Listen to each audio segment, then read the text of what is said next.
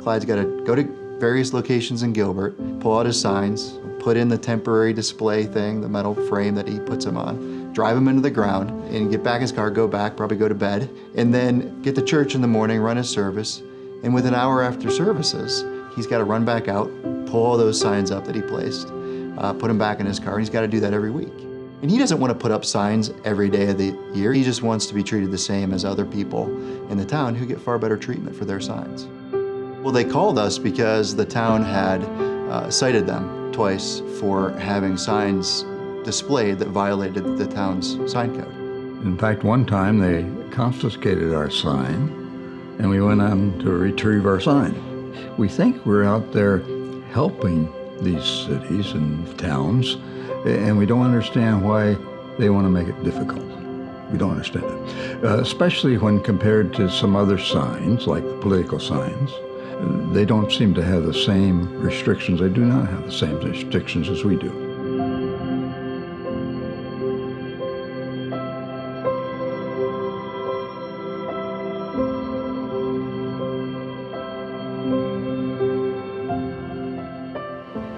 The thing about the case that makes it so important, and really is the heart of why we're at the Supreme Court, is to try to make sure that the government can't make value judgments about speech. I mean, that's what Gilbert's saying they can do here. They're saying, we can decide what speech is more or less important, and then treat the speech we find more important more favorably.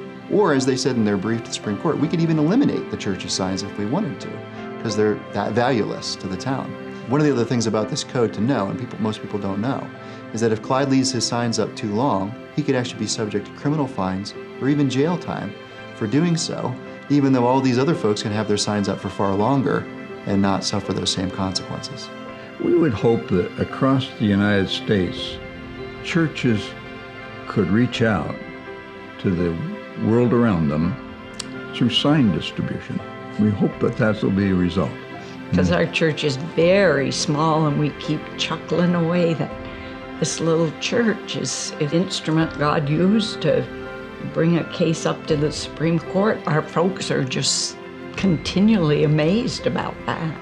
My hope for Clyde and Ann in this case is that they can put up more signs to invite more people to hear the gospel at their church. They've struggled for 7 years because of, in large part, this town's sign code. You know, one of the most effective ways to tell people where they are is to put up these kinds of temporary signs. So I really want them to have the freedom to do that on the same terms that everybody else is allowed to advertise their ideas and messages in the town.